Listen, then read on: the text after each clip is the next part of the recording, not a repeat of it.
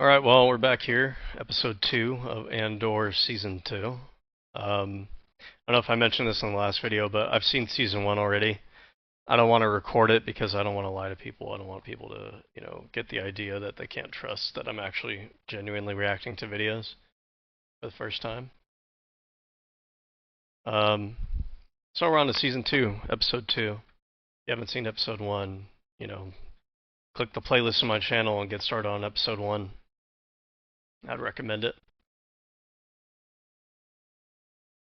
If you're not already, join the channel, like the video, do those things, right? Helps me out trying to start my channel off. It's kind of hard to get boosted in the algorithm, you know what I mean? Like I said earlier, I think the things, while I'm waiting for the recap to end here, things I think really work in this show is cinematography, paying very close attention to cinematography, to character development, having good actors, having subtle acting, having the space in the show to actually have those like moments where you might need to sit and linger on a moment, linger on a reaction, on a character's reaction.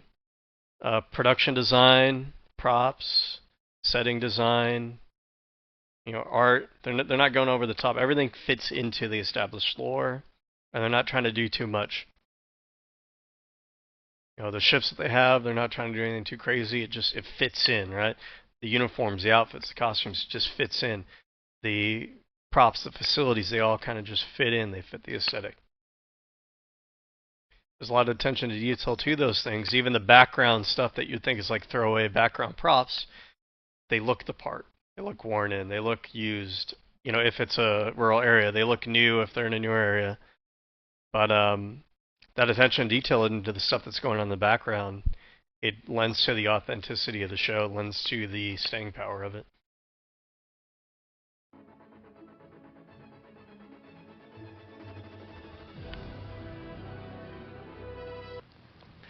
These undisciplined rebels. Sounds a lot like the current day. You got all these young kids that want to fight back against the system, but they have no idea what they're doing. They have no chance of success. I hate to say it, but it's the truth, unfortunately. There's always the issue, too, with the idea that people are going to rise up and just overthrow the system, is there's always like this unspoken belief that they have that we'll all get together and we'll mount a revolution and then we're all going to what? That's the issue, what happens afterwards, right? Because people don't actually agree on what they want the new system to be that rises out of it. And all you'll have is fractionalization, balkanization, the groups fighting amongst each other rather than building something new and prosperous out of the ashes of the old one.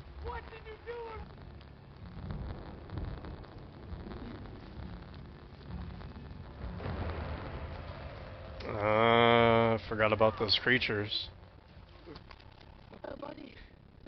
Cassian's looking at these people like, what the fuck are they doing? They're just all over the place. Only one thing about the big picture. See, this is what I mean? Look at great set design. It's not over the top. It fits, blends into the world. It's still impressive. And it looks really good. The CGI is really great. Did Krennic offer you the job? You know that he did. Then it's done. We're in it. And what about Axis? That's where I belong. That's what it is. We're getting closer all the time. He's here, he's there, he's everywhere. She doesn't want to give up on the current job that she's working on. Catch them first, then I was trying to figure out what was going on with her.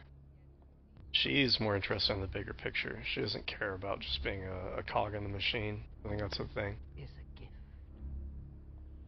I think they're trying to convince her that, hey, look, it'll eventually set you up for like this promotion, you'll get in this job role. She doesn't want that. She wants the bigger picture. She wants to take down the rebellion. Rial's always like this and stuff. It's still in one piece. I had to reach out to Bix. I never got through. No offense or anything, but what do they care about Bix? Or what were they doing on Minrao? It can't be that they're just guarding to make sure Bix is okay, right? I don't think they would care, and I think they got too much going on to worry about that. So what is their angle on Minrao? Last night was successful? 2 more to go. 2 more to Your go. boyfriend to Traditions, back off the right? nog. He's my boyfriend. Take Homer, is he not? Yeah, see, I called it. Full-on shandy wedding. He grew up 4 valleys away. He should know better. Pace yourself or pay the price. Pay what price? He's obviously very jealous. This is just one more attack line that Mon Mothma's got to worry about. That's the thing about her character. She's like caught between so many different competing pressures that are you know, at her neck, basically. Great color choice, color palette, right? Got these fields and this equipment. It has a nice contrast. We're getting there. Color sense of the show is very good. At 500. She thinks they'll finish inspecting up there today. Where they go next should tell us what direction they're moving, but How many are there? they know we need help and they know everyone isn't legal. How hard they look, what they do. It's been 10 years since running at 500. Seems to me very obviously like a analog to today's like immigration issues with Cassian, immigrant workers that work the fields, cracked down by the federal government. He'll be here.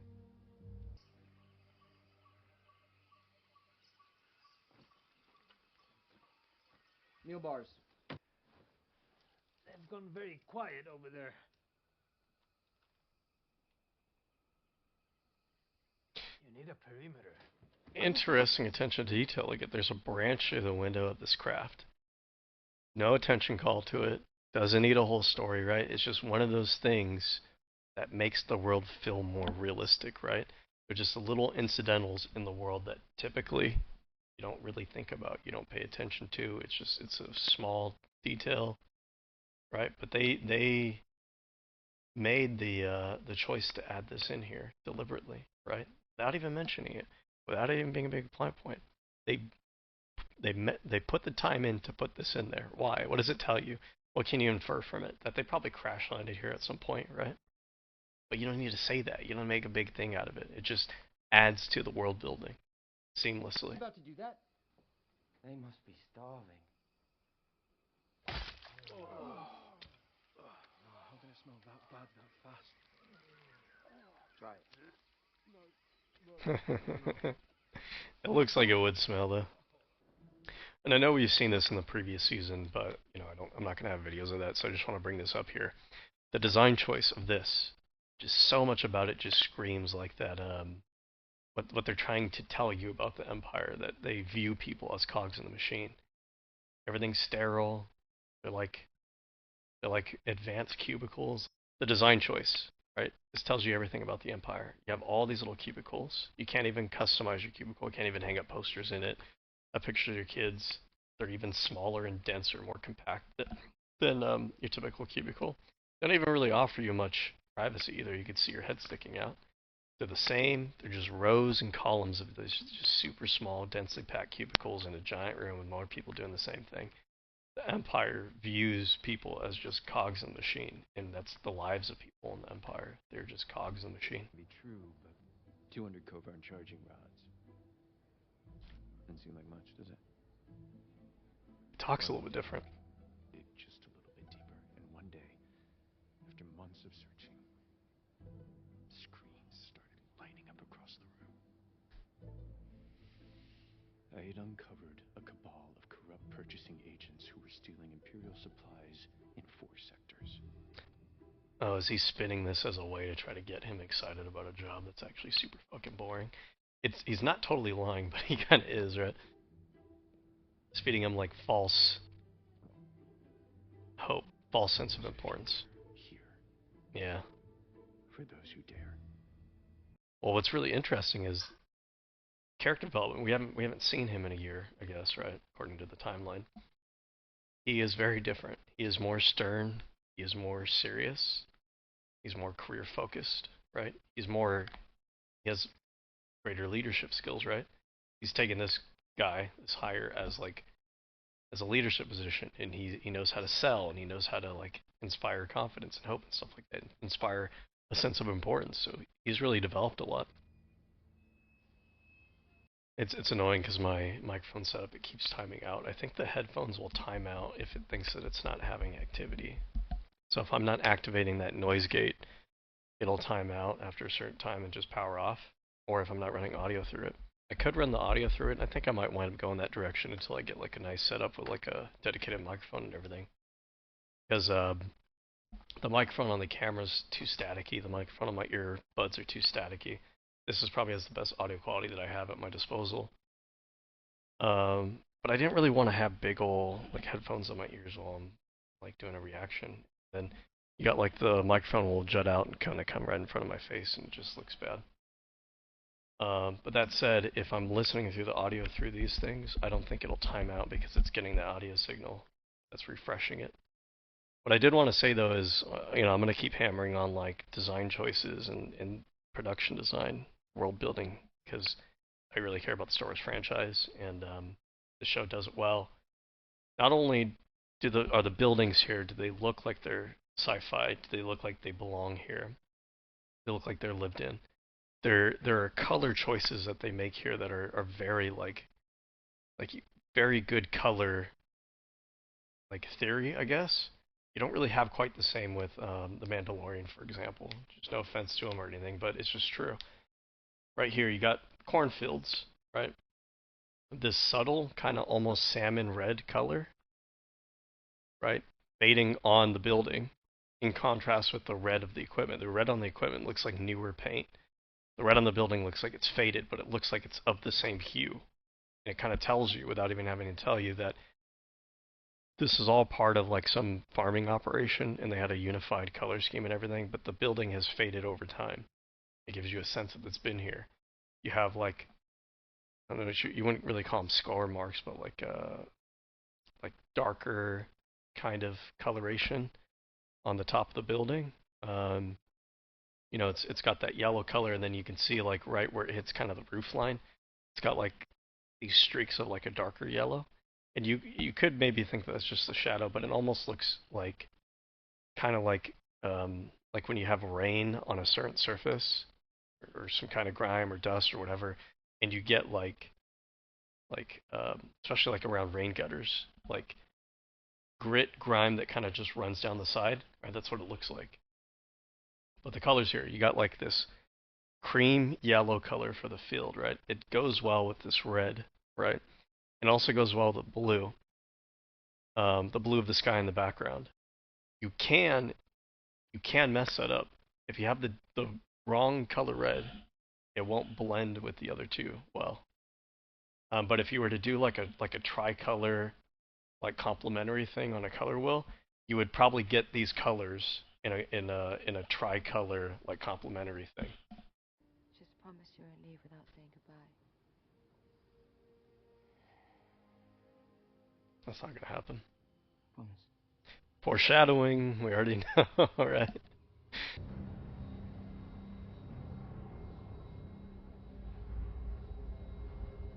There's ice. Hello. Very cool looking. Hi. The usage of the silver on the silos and stuff like that, just very reminiscent of what you would see like on silos and in food processing plants in the real world, right? You don't want to make it look exactly the same, but you want to have like a blend between what's familiar and what's new. When you have like a good merger of those two things, that's really good design. Maybe you'd like to join me.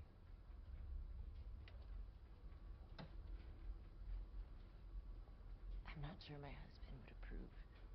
Oh, sorry to hear that. Is he here?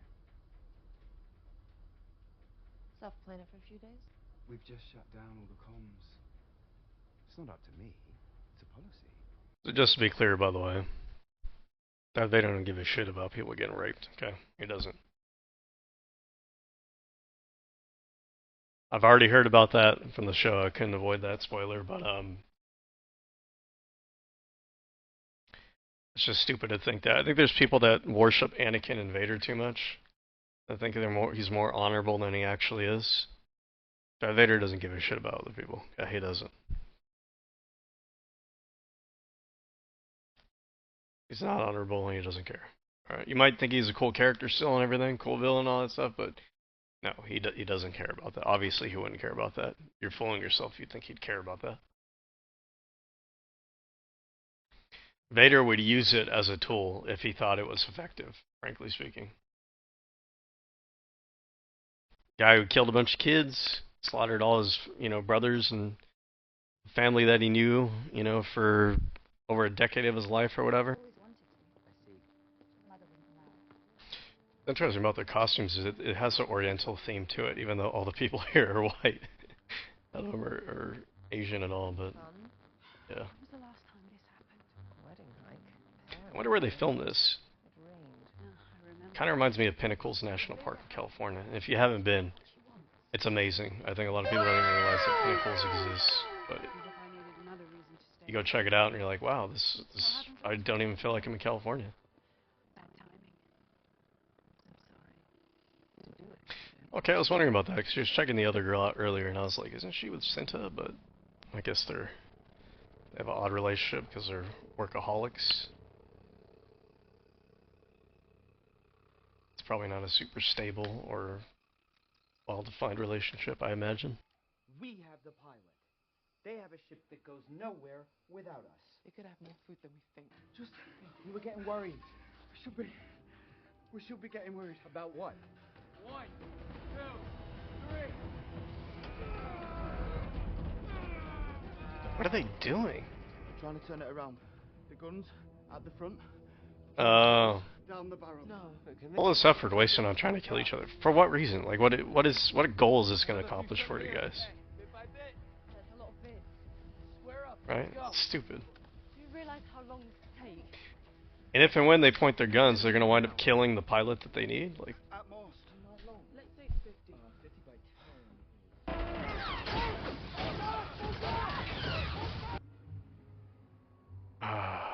to see Coruscant actually rendered properly. You should put the effort into. If you're not going to put the effort and money into the CGI, don't even do it. Of course, she would be listening to classical music like a fucking weirdo. Back. I just got here. When in the first season, people were like, "Oh, he's so creepy, and the relationship is so creepy," and it was like, I totally get it. I understand it. She feels on guard around everybody else, and she questions everybody else's motives. His motivations are pure. They're straightforward. They're honest. And yeah, he is a little bit obsessed with her and everything, but she can rely on him. That is my sense of why this works, right? Plus, to be honest with you, he's a little bit on the not submissive, but he's not the most like strong-willed, aggressive person. Meanwhile, she is, especially for a woman, right? So it's almost like a bit of a role reversal thing. Like she kind of wears the pants in the relationship, and she's able to get her comfort and her softness from him. And I think what he sees in here is not necessarily like the sternness or anything like that, but she also he's very big on. A lot of people don't understand this. People just go, "Oh, he's a fascist. He's like a, prototypical fascist." Like, I guess, but like you're not really understanding his character, his motivation. Like, I think he genuinely believes in the order and the structure and the meritocracy of their society, or at least he believes that that's the vision that he wants to enact. And I think he thinks that the Empire is pushing towards that. Whether it is at this point or not, I think he believes that it's, the leadership of the Empire has that in mind, that goal in mind. So he has a very black and white, sense of like morality. Everybody should be doing the right thing, doing the thing that they're supposed to be doing their duty. Because the reality is, he's not really an evil character. He's really not. He is a character who believes genuinely in, people who do the right thing, who work hard, should and will be rewarded, right? That's not an evil outlook or anything. It's just maybe a little bit unrealistic, a little bit childish, a little bit too black and white. The world is a lot messier than that, right? That's the world that he wants in his mind, and I think he sees in her someone else who has this like pure motivation for like the order and doing things the right way and not slacking off like a lot of the other kind of sources of corruption that he saw with other people he had worked with in the past. No such luck. We could pretend that you're not back. We can't. Cancel what? Tomorrow then.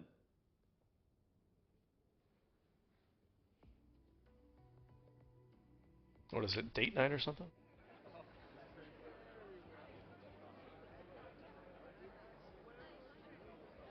But you saw that look of disappointment that she had when said we don't have to do whatever it was, right? That's what I'm talking about. You might think on her surface she's like this icy, cold person who doesn't care. She does care. She found someone to be vulnerable with, trust, put her trust in and everything to be vulnerable with. And so him wanting to cancel whatever is actually disappointing to her, actually rubbed her the wrong way. By the way, right? Good character writing, right? The show has very realistic characters. You need that, and that's what I've been trying to say about like Star Wars over the past couple years under Disney. The sci-fi thing is the setting, but you need to have like good, legitimate drama and characterization and acting, right? Those things are fundamental. The sci-fi setting is just the vehicle to deliver those things. If you don't have those things, you're not going to have a good show. You're just going to have like, I don't know, like something that looks cool in some of the shots, but otherwise it's kind of shallow and leaves you unfulfilled. I have to say, Mon, this is remarkable. No one's seen anything like They even look like a couple, don't they?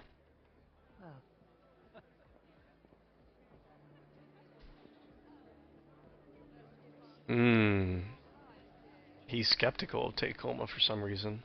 Interesting. I wonder if that's the real reason he's here. And I know apology. I was whining. It's the last thing anyone wants to listen to. You've been having a difficult time. That's when we need to be heard. I have called your office. And I've been remiss. And compare the conversations she has with him versus her actual husband. Right? Again, I forget his name. What was his name again? Pierre or something like that. There's a element of like emotional vulnerability, right? He had some struggle that he was dealing with, and she actually cares, and she kind of wants to know about it, right? Versus what are the conversations that that she and her husband have? Like, are they ever actually talking about like the real feelings or anything, any other like vulnerabilities or anything like that? No. It's just I have concerns. The foundation is up and running. Your financial blemishes have been smoothed over without anyone being the wiser. Davos Skulden obviously has what he came for. Everyone seems quite pleased with how they've landed, and I'm left wondering about the risk I've taken on. Rebel activity soured my investments. You can see how I might feel undervalued.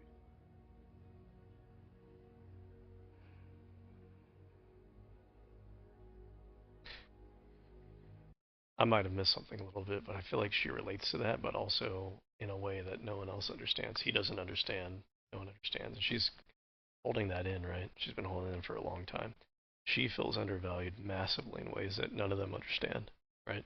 She's pivotal in the lives of so many people and for the rebellion and everything else, right? And taking a lot of sacrifices, having to live triple, double, quadruple lives, and no one really sees it. That's why, by the way, she is, I think, probably like my top 3 Star Wars characters. After that first season of Andor, it solidified it for me. I'm like, I think her character is amazing and awesome. They did such a phenomenal job with her. The degree of like self-sacrifice, struggle, and pressure that she's under is immense. Underappreciated, not talked about enough, because she's not one of the cool characters, right? To an old friend, after all you've done for me, please. Oh, let's celebrate. Indeed. She's trying to put a smile on it, but she's freaking out because like this is another fire she's got to deal with, another fire she's got to put out, right? There is something that I am missing about their conversation that I'm not really putting together, and it might be because I don't totally remember her season. And frankly speaking, I might have been talking a little bit over what their conversation was. I know that his financial situation has been compromised by the activity, the joint ventures that they've been working on, kind of secrecy to smooth over, basically money laundering. But I think I feel like I've missed something, but it's all right. I'll pick up from the context clues as we move forward. That's the thing, kids. Context clues. They do a lot for you. They help out a lot. Use them.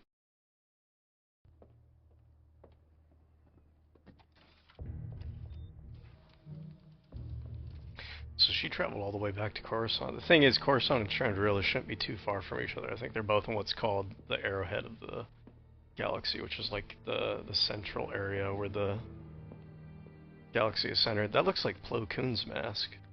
I know it's not necessarily his, because other members of his species, I think they're called Caldors, have them.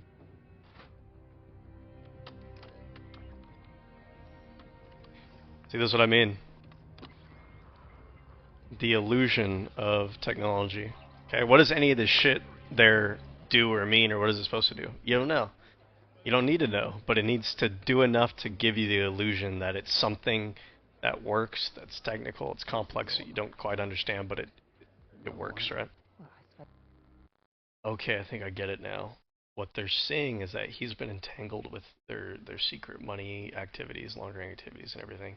And if he is in a vulnerable financial position, that puts them in a vulnerable position, because someone who's vulnerable is someone who is, you know, going to be easy to manipulate, someone who's going to be easy to fold out of desperation, right?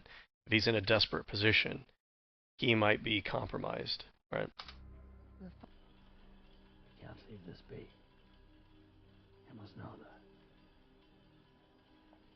I will set a meeting on Coruscant with Tay next week. We will find a number.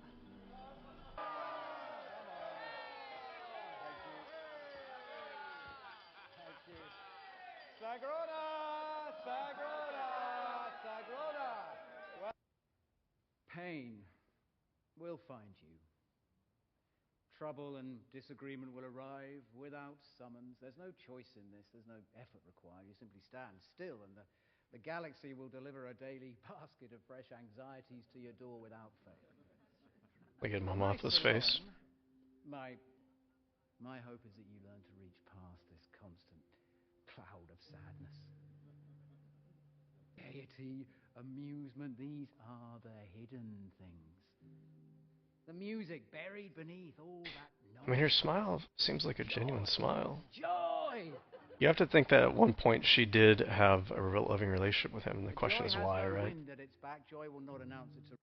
And it might be that for someone like her, kind of like analyzing the relationship between Daedra and the other dude, kind of like opposites attract kind of thing. Or I think more accurately, because I don't really think opposites necessarily attract, I think complements attract. They complement each other. He's a socialite. He enjoys socializing. He enjoys letting loose and having fun and not taking things too seriously and, you know, going with the flow. She is high-strung, right? It's possible when they first met and they got it together and everything, that might have been the selling point, was that you got this like buttoned-down, super serious, super responsible girl, right?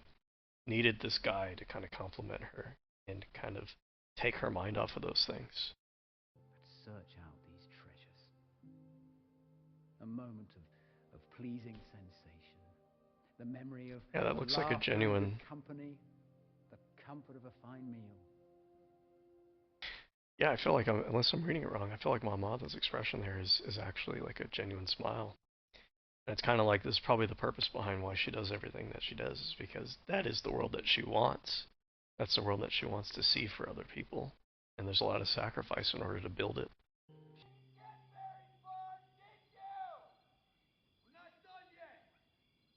what's the plan anyway? Shoot the pilot? Kill us all? Yep. That's what I was saying earlier. It doesn't make sense. Get you out of here! What is the plan? Shut up! He doesn't have a plan. He has bravado. Right? Are you He doesn't have a getting plan. He has bravado. Rapping? That's not the same thing. Important lesson to learn, by the way. That's why I said it twice. right?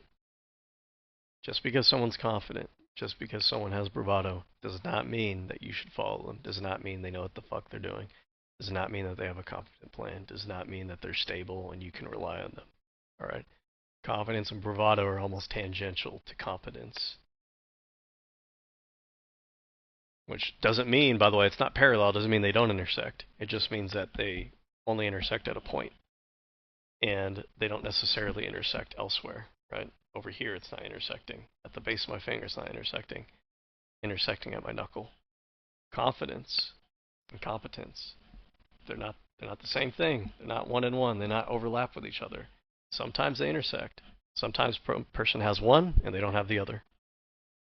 A lot of people have competence and they don't have confidence. A lot of people have confidence and they don't have competence, right?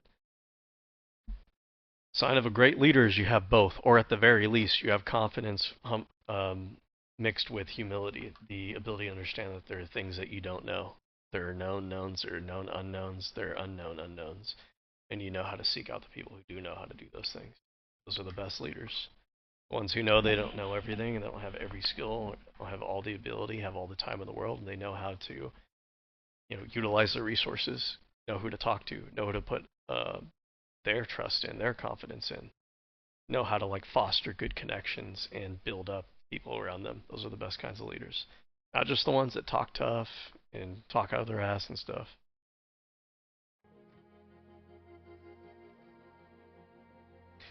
Oh man, that shot. As I get more into photography and cinematography, I wonder how do you get, I don't know if you have to do two shots and pose them on top of each other, but to get the sky while also getting the foreground and not having one under or overexposed. That's the hard part. Watch him, eyes open.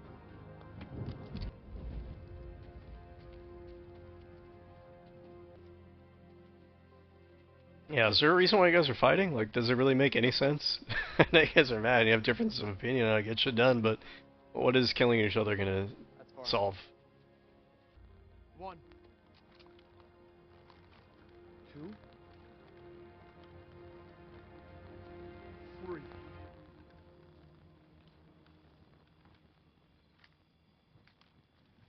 What are they doing? Parlaying. Everybody hear that? Rascal rules. What does that mean? Total submission. Pick your second. Round. Step up. Oh, they go hand to hand. Who gets to control things? Is that what they're talking about?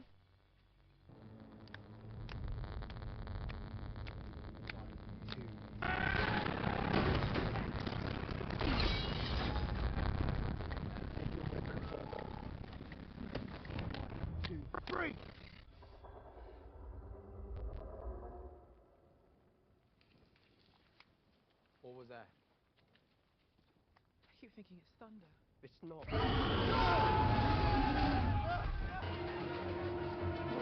He's getting away!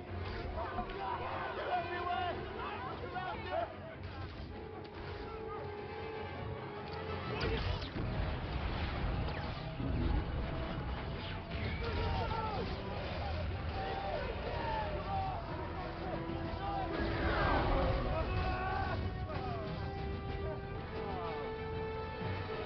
So I wonder if we ever meet those people again, or that's just it for them. Because frankly speaking, I mean, we could just never meet them again, honestly. It'd be fine. Because, I mean, they're too undisciplined to really offer much to Rebellion. Oh, he's on Yavin? This whole time I was wondering what the hell. Interesting.